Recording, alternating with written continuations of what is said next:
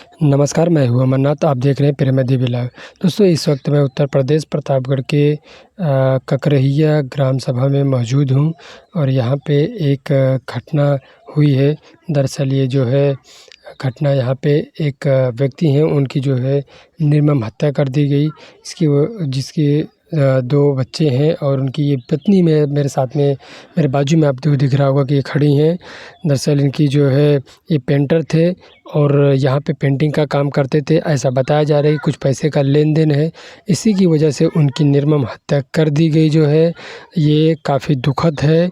और इस पर जो है प्रशासन अभी तक कोई बड़ी कार्रवाई दोस्तों नहीं कर पाया है, क्योंकि जो है जो परिजन है वो काफ़ी दौड़-भाग कर रहे हैं, प्रशासन के पास जा रहे हैं, लेकिन अभी तक इसमें जो है इनको कोई न्याय नहीं मिला है। यानी यूँ कह लें, लेकिन अभी तक जो अपराधी है उसकी गिरफ्तारी नहीं हो पाई है। मेरे बगल में आप ये जो देख रहे हैं, ये मृतक की पत्नी है और उनके ये बच्चे हैं। इनसे ही कुछ बात करेंगे, लेकिन दोस्तों इनकी किसी कारणवश मैं इनकी आवाज़ आपको नहीं सुना सकता। जो कुछ बता रही हैं वो मैं आपको बता देता हूँ। दरअसल ये बता रही हैं कि इनके पति जो है वो पेंटर थे। वो जो है पेंटिंग का काम करते थे, तो गाँव के ही एक गुड्डू नाम के जो है व्यक्ति हैं, यानी गुड्डू मिश्रा करके हैं। तो उन्होंने जो है इनको कॉन्ट्रैक्ट दिया था वो घर पेंट करने के लिए। उनका घर पेंट भी हुआ और इसमें जो है बताया जा रहा है कि कुछ 40 से 45 हज़ार रुपये वो जो गुड्डू है वो बकाया रखा था, यानी इनको दिया नहीं। और पूरा काम ख़त्म होने के बाद में वो पैसे मांग रहे थे, तो 1-2 बार इनको धमकाया भी। और ऐसा बता रहे हैं कि जो बाज़ार है, बाज़ार में इनके ऊपर एक बार वो रिवॉल्वर भी तान दिया था, लेकिन वहाँ पे किसी तरह से मैटर सॉल्व हो गया था। लेकिन फिर उसके बाद में ये जो पैसा दोबारा मांगने के लिए गए, तो वो जो है अभी कल 9 दिन पहले की बात है, यानी 9 तारीख की दिन है। 9 तारीख को जो है वो फ़ोन करके बुलाता है और बोला कि अकेले आओ, किसी और को लेके मत आओ, मैं तुमको जो है पैसे देता हूँ। वहाँ पे ये गए उसके बाद में ये उस घर पे लेके गया जहाँ पे ये पेंटिंग का काम दिया था, उस कमरे में लेके गया। वहाँ पे जो है इनको पहला मारने के बाद इनके सर पे जो है कुल्हाड़ी से वार किया। इनके सर में जो है कुल्हाड़ी 4 इंच तक उनके सर के अंदर घुस गई थी। उसके बाद में फिर भी वो ज़िंदा थे, उनको और वहाँ से मारा। फिर बाजू में जनरेटर था, जनरेटर का में करंट रहता है, वो जनरेटर से इनको करंट भी लगाया। लगाने के बाद में बाजू वाले दरवाजे से बाहर लेके आया। फिर वहीं से तभी भी उनकी जो है मृत्यु नहीं हुई थी। उनको वहाँ से वो अस्पताल लेके गया, वहाँ अस्पताल से वो हमारे पास फ़ोन करवाया। हम लोग यहाँ से अस्पताल में भाग के गए। हमारे घर में कोई आदमी नहीं था, कोई मर्द नहीं था, तो वो मैं अस्पताल पहुँची तो मुझे वो आने नहीं दिया। मुझे जो है अस्पताल के अंदर घुसने नहीं दिया। मेरा हाथ पकड़ के उसने जो है बाहर खींच दिया, बोला कि अरे अंदर इलाज चल रहा है, तुम क्या करोगी जाके। उसके बाद में वो थोड़ी देर के बाद में ये अंदर गया था। थोड़ी देर के बाद फिर ये बाहर आया, बोला कि वो ऑफ हो गए, ऐसा वो मुझे खबर बताया। लेकिन इसमें कहीं न कहीं जो है मुझे ऐसी शंका, ये बता रही हैं कि ये जब भी वहाँ पहुँची हॉस्पिटल, तो अपने पति के पास ये गई थी। उनके पति जो है खुद इनसे बात किए, आखिरी बार इनके पति जो है इनसे बात किए, बोले कि ये जो है मुझे करंट लगाए। उसके बाद में इन्होंने मुझे सर पे कुल्हाड़ी से मारा और वैसे भी मारा, इस तरह से मुझे ये मारे हैं।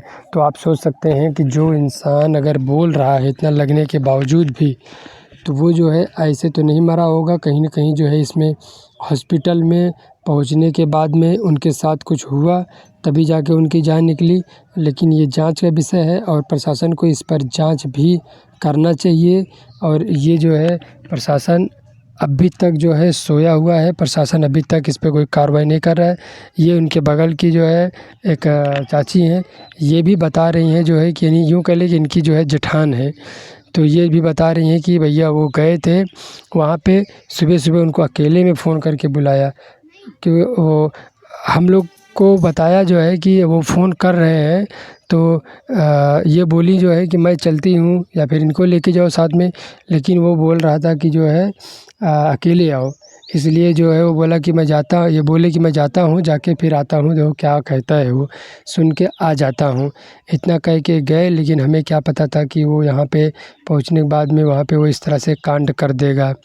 वहाँ पे उसने जो है जिस तरह से हमारे देवर को मारा है, हम प्रशासन से मांग कर रहे हैं कि प्रशासन उसको भी जो है इसी तरह से सज़ाए मौत दे, उसको फांसी की सज़ा दे या फिर उसका एनकाउंटर करे, और उसका भी उसका जितना घर है वो सारे घर पे उसके बुलडोज़र चलना चाहिए। प्रशासन से मेरी यही मांग है, प्रशासन इस पर कार्रवाई करे, नहीं तो हम लोग जो है धरना प्रदर्शन करेंगे। और हम लोग जो है अभी गाँव वाले मिल के तहसील में जाएंगे, तहसील में भी जो है वहाँ जाके धरना प्रदर्शन करेंगे, क्योंकि जो है हमारे घर का, हमारे देवर की जान चली गई है। तो ऐसे में दोस्तों आप सब देख सकते हैं किस तरह से एक मासूम का जो है बाप के सर का साया जो है छिन गया है। और ये आप देख सकते हैं किस तरह से विधवा बन के खड़ी है, यानी विधवा इनको कर दिया गया। ये बड़ी सोचने वाली, बड़ी दुख की बात है। ये छोटी सी बच्ची, अब इसका क्या कसूर था, इसके बाप के सर से साया जो है छीन लिया। अब चंद पैसों के लिए जो है किस इस तरह से निर्मम हत्या कर देना, दोस्तों क्या कहें। अब इन बच्चों की मासूमियत देखो आप, क्या इन बच्चों का क्या कसूर था। लेकिन जो भी है दोस्तों, इसमें जो अपराधी हैं वो, उनके ऊपर बड़ी से बड़ी कार्रवाई होगी, उनको सज़ा भी होगी। उनकी जो है जो भी उनकी चाल है वो चाल अब चलेगी नहीं, क्योंकि वो ऐसा बता रहे हैं कि ये काफ़ी दबंग किस्म का था। लेकिन कहते हैं विनाश काले विपरीत बुद्धि, जब इंसान का जो है विनाश का दिन आता है तो इस तरह से कुकर्म करने लगता है। और कहीं न कहीं जो ये गुड्डू है वो भी जो है इस तरह का कुकर्म किया है, उसकी भी जो है अब कहीं न कहीं जो है नस्तो नाबूद होना उसका तय है। क्योंकि यूपी में अब बुलडोज़र बाबा की सरकार है, और हमने कई बार बुलडोज़र बाबा का जो ये बुलडोज़र है और उनका जो एक्शन है वो होते हुए देखा है। और उम्मीद करते हैं कि इस परिवार को भी ऐसे ही देखने को मिलेगा, और उसको भी जो है उसके ऊपर इस तरह से बुलडोज़र चलेगा उसके मकान पर, और उसके ऊपर भी कोई न कोई बड़ी कार्रवाई होगी। ये छोटा बेटा है उनका, ये छोटी बेटी है, और ये देख सकते हैं किस तरह से ये खड़ी हैं, अपने आंसू नहीं रोक पा रही हैं। इनके आंसू कौन रोकेगा, कौन पोंछेगा। दोस्तों इनका आंसू बह रहा है, लेकिन इनका आंसू जितना बहेगा, एक एक आंसू जो है वो सरापेगा। और जो भी इस तरह से इनका सुहाग उजाड़ा है, यकीन मान लीजिए कि वो जो है बच नहीं पाएगा। क्योंकि अगर वो प्रशासन के हाथों बच जाएगा, लेकिन ऊपर वाले के हाथों से वो बचेगा नहीं। उसको यहीं इसी धरती पर नर्क की ज़िंदगी भोग कर जाना होगा। ये मैं अपना एक्सपीरियंस बता रहा हूँ। ये छोटे छोटे बच्चे हैं, इनसे क्या बात करें दोस्तों। इनसे मैं पूछ रहा था कि आपके पापा को क्या कभी बात किए थे पापा आपके, जब भी यहाँ जा रहे थे क्या बोले थे। तो ये बच्चा वो कुछ बता नहीं पा रहा था, कुछ बोल नहीं पा रहा था, क्योंकि ये भी क्या बोलेगा। वो छोटा सा बालक, छोटा सा बच्चा, उसको उतना कुछ अभी समझ नहीं है कि हमारे सर से हमारे पिता का साया एक अपराधी ने, एक दरिंदे ने छीन लिया है।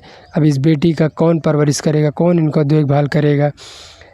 वही एकलौता था जो अपने परिवार में अपनी माँ का, अपने भाई का और अपने बीवी बच्चों का पालन पोषण करता था। अब कौन करेगा इन बच्चों का पालन पोषण। दोस्तों अभी इस वीडियो में ज़्यादा कुछ मैं बोल नहीं सकता, लेकिन आपको मैं जो कुछ भी ग्राउंड ज़ीरो पे था और यहाँ पे कुछ समझाने और बताने की कोशिश किया, आपने देखा। और क्या कैसे जो है यहाँ पे किस तरह से घटना हुई है फ़िलहाल। और ये घटना जहाँ पे हुई है वहाँ पे भी मैं जाने की कोशिश करूँगा, परिजन से बात करूँगा कि वहाँ पे मुझे लेके चलें घटना स्थल पर जहाँ पे ये घटना को अंजाम दिया गया है। और मैं भगवान से इन सब परिवारों को जो है दुख सहने की शक्ति प्रदान करें, ऐसी मैं भगवान से जो है ये करता हूँ, दुआ करता हूँ। और बाकी इनके लिए मैं और क्या कर सकता हूँ। बाकी दोस्तों आपके कुछ राय तो वीडियो में ज़रूर करें। मिलते हैं अगली नई वीडियो में, तब तक के लिए नमस्कार। जय हिंद, जय भारत।